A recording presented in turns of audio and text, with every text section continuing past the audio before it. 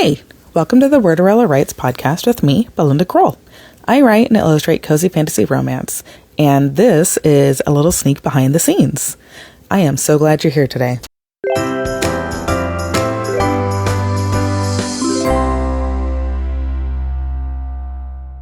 This week, I wanted to put a special shout out and thank you to Shonda Ramsey. She had me on her podcast, the Dear Indie Author podcast. I love the format of her show.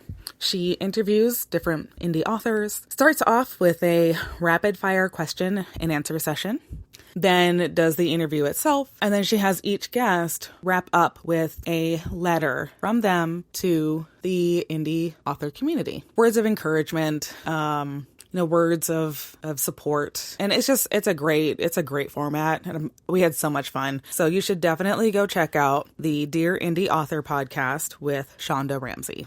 This week, what happened this week? A lot happened. A lot of it at work, which we don't need to get into that. But the cool things with writing that happened this week. So I finally got the illustration of Edith and Druvesh, which are the two main characters for An Uncanny Bargain. Finally figured out their pose, got them all rendered and colored, and so they are ready to go for whenever I design the hardcover. And I uploaded that image, so I updated my Patreon community header as well as the Kickstarter pre-launch page, just so people can get a better feel for my illustration style. I am getting better as I keep practicing. This one was a difficult one because I started in the iPad. My favorite way to do it, the only way that I do art, is I start with pencil and paper in my sketchbook, go over it with a micron pen or something similar, and then I pull it into my iPad, and then that's when I do all the cleanup and the coloring and the textures and all that sort of thing. This time I decided to challenge myself and start in the digital device. I feel it took me twice as long to do it, so I don't know if I'm going to do that with every illustration in this book, but it's always good to, stretch your wings and try something new. So that's exciting. We got an illustration down, and I think that's very much going to help me continue to write the story because now I have a really good idea of how they look. In other news, I think I've outlined the book pretty far. So now it's just a matter of sitting down and writing it. And, with winter and illness running around, it's sometimes so difficult to just sit down and get something done. I mean, when you're already debating, do I do laundry or do I do dishes? Trying to decide whether you're going to write or even read for a couple minutes is, it's difficult. So if you are where I am, which is we are surviving, not thriving, give yourself a break, we're all doing our best and we can't do much more than that. So this week, the topic I wanted to chat about was ghosts in the media. So what are some of the different, shows and movies that I have watched over the years that helped inspire the hesitant mediums? So of course we have Buffy the Vampire Slayer. I love that show for its snark. So much of my own sassiness and weird way of speaking actually comes from, the Buffy the Vampire Slayer and how they say, ooh, the shiny and stuff like that. You'll hear me say stuff like that all the time in real life. So I get a lot of that from Buffy, and some of that makes its way into the stories, but definitely having the, what they call themselves the Scooby Gang. That's what we're slowly building over the course of the Hesitant Medium series, is basically building the Scoobies. We have Sir Hubert is our Giles. Tessa would be our Buffy. I think Edith would probably be our Willow. So it's like I kind of have certain people, certain characters in certain roles because that's how they came to me. Let's see. Another ghost story in the media that I love is the original Charmed from the late 90s, early 2000s. They had great romantic tension. It was sort of like a workplace romance, but, between a witch and I guess not really an angel, but I don't really remember what he was, but some sort of light guy. Anyway, Anyway, gosh, it's been so long. But I loved the romantic tension and I loved the soft magic systems. Like, you didn't have to think too hard about how the magic worked. It was basically you find the big magic book that's in their attic. You use the power of 3. You say a new spell. The power of 3, like, they're all individually weaker if they are separate. They're all stronger if they are together. And like, those are basically the rules. Like, there's not a lot to the magic. And I loved that because it's like, yes, this is a fantasy, like contemporary fantasy magic show, but it was really more about the characters and the dynamics and, you know, it was a very character-driven show, which is very much my style. Of course, we have Jane Austen for her strict social mores that no one bothers to follow. That's not really a ghost thing, but it's definitely something that makes a huge difference in how I write my stories. If you haven't seen the movie Just Like Heaven, this is with Reese Witherspoon and Mark Ruffalo. It's very cute. It's definitely like a rom-com, except that Reese Witherspoon is a ghost for like 90% of the movie. And you get to find out how she became a ghost and, you know, why is it that Mark Ruffalo's character is the only one that can see her. And there's even like this sort of cameo metaphysical bookshop owner with the guy from Napoleon Dynamite. So great movie, very cute, heartfelt, and I mean, I feel like you're gonna watch that movie and be like, oh yeah, just like some of the ridiculous moments that happen. You're like, yep, okay, I totally see where Belinda is coming from and how she got inspired by this movie. Something else that I've been watching lately. So of course there's Beetlejuice. I loved Beetlejuice the cartoon as a kid. I loved Beetlejuice the movie as it became like a preteen.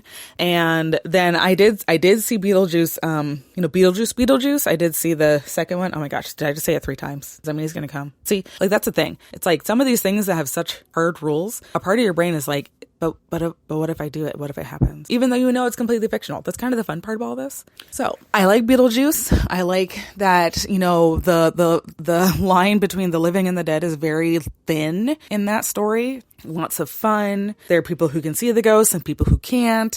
There isn't really a rhyme or reason for why people can see the ghosts and can't. And I definitely play with that in my series. For the most part, it seems like it's, you know, women who are about to enter their spinsterhood are the ones who get to talk and see the ghosts first. And then the people who like them or love them start to slowly realize what's happening around them.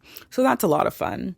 If you haven't been watching the TV show Ghosts on CBS, at least here in the United States, there's also a British version, the original version from the UK. Very funny show, very, very ridiculous, extremely the vibe of the Hesitant Mediums, or at least what I'm trying to go for. You know, I think A Spirited Engagement was a little more on the serious side, a little more like Buffy than, you know, Just Like Heaven or Ghosts. But that show is so funny. And they have characters from different eras that all, like, you know, died on that property. And then they haven't figured out why they're still ghosts. So they remain ghosts. And they just it's like the perfect found family. And I adore that show. And the funny part about that show is, you know, the girl who inherits the mansion and tries to turn it into a B&B, she sees the ghost because she hits her head. And like, I guess they kind of make it seem like, oh yeah, she died for like 2 seconds. And now she can see these ghosts. So it's, again, soft magic system. There are not a lot of rules, but they have just enough rules to make it entertaining for us, the audience.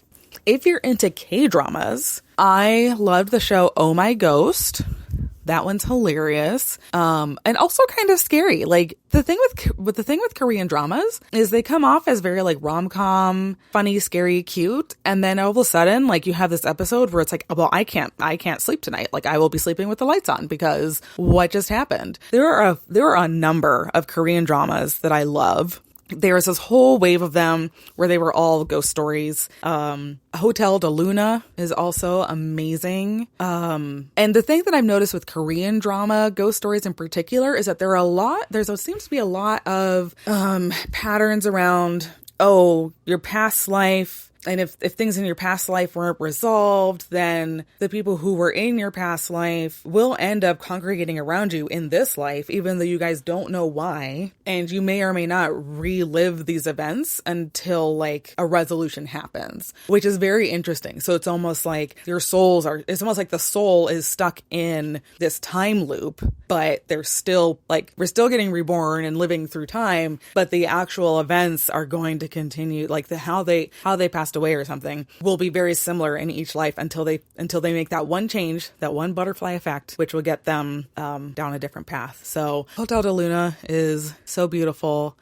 It's about a woman who commits terrible crimes back like centuries ago, and her punishment is now she has to run the hotel that all the ghosts come to as their way station before going to like heaven or anything like that. So there are some scary ghosts, there are some really funny and cute ghosts, there's some sad ghosts. So it's a very well-rounded show. And what ends up happening is because she herself doesn't age, she's basically like a ghost vampire person. Like she just doesn't age. She never died, but she also doesn't age. Her job is to be the steward of this hotel. And this guy shows up and is basically supposed to be like her connection to the outside world, because she doesn't want to be seen, right? Like she, as things like daguerreotypes and cameras and video cameras and newspapers started to come out, it starts to look suspicious when the same woman shows up decade after decade and doesn't change. So she usually hires an assistant who then is her conduit to the outside world. Well, it turns out to be this young guy who, I think it was like his dad had made like a bargain, and so then he was basically the child of like Rapunzel, right? Like the firstborn, and he's sent over to this woman, and then we're slowly over the course of that series unraveling like they had something happened between the two of them in the past, like they're in their past lives, and you spend the whole time wondering like, oh, is it this guy? Is it that guy? Like, is it the guy that she was in love with who then was forced to marry someone else, and then that's why she created all those crazy murders that she did, or not. And they really save it until like the last episode, and it's just such a beautiful moment. Like I cried so much. It was so good. I feel like I've rambled, but if you're looking for entertaining, magic, ghosty things, I just gave a whole long list. And, it'd be really fun to hear your thoughts on, I can totally see why Belinda writes these books because of the things that she's watching and the things that she's reading. And if you have like a special scene or like a favorite moment where you're like, I'd love to see this in a book, reach out to me. Let me know. I'll see if I can work it in. I'm always looking for good ideas, and you will end up in the acknowledgements. To wrap up this week, I want to first ask you if you could go to happy hour or an afternoon tea, your preference, with any person, they must be dead. Who would it be, and what beverage would you have? If it's an afternoon tea, what would be your tea and the associated, treats and goodies you have it? If it's going to be a happy hour, what's the beverage? And are you like snacking on chips and guac or something else? Otherwise, I just want to say thank you. We have a new patron this week, Anna Lewis. She joined the reading room, which means that she'll get to have the whatever ebook I publish during her membership, she will get a free copy of. So, as a reminder, I did change the Patreon tiers. So now it is, oh shoot, yeah. I have to look it up again. This is so silly of me. All right. So the first tier, $1 a month, is the Society Papers. And that basically just unlocks the Patreon community for you. The $5 tier, which is the reading room, that gets you the ebooks, and then you have the first edition society, that's the print book tier. So I hear some kids yelling for my attention, so I'm gonna wrap here. I hope you guys have a great week, have some great reading opportunities, and I will check you next week. I'm so sorry this came a day late, but life is life, and I'm just glad I got one out this week. See you soon. Thanks for joining me today. You can find my signed and illustrated editions, bookish merch, and bullet journals for writers on my website, worderella.com. Regular editions of my fiction are available at libraries and all major retailers. Worderella Writes runs as a single annual season with roughly 10 episodes running from January to April each year. Connect with me, Belinda Kroll, through the reader poll in the show description, on Instagram as Worderella, on Patreon as Worderella, or my website, worderella.com. That's Cinderella, but with words.